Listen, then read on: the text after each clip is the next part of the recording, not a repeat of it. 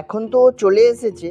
এখন আমাকে আমার ঘোড়ার গাড়িটা বের করতে হবে। আর আমার বাড়িতে অনেকগুলো ঘোড়ার গাড়ি আছে, কেউ যদি নিতে চাও কমেন্ট করে জানিও। আর আমি তো এইটা নেব, কিন্তু এতে তো চাবি আটকানো আছে। চলো চাবিটা নিয়ে আসি। এখন চাবিটা তো পেয়ে গেছি, চলো বেরোনো যাক। এখন দুই বন্ধু মিলে বেরিয়ে পড়লাম আমাদের কম্পিউটার সেন্টারে যাওয়ার জন্য। আর এই যে আমার বন্ধুটাকে দেখছো, এর স্কুলে এগরোল ছিল, কিন্তু একটু সাদা সিধা টাইপের, অতটা চালাক চতুর না। আর আমাদের বাড়ি থেকে কম্পিউটার সেন্টারে যাওয়ার জন্য চারটে রাস্তা আছে। আমরা এই রাস্তাটাকেই বেছে নিলাম, কারণ এটায় রোদও কম, তাড়াতাড়ি কম্পিউটার সেন্টারেও যাওয়া যাবে।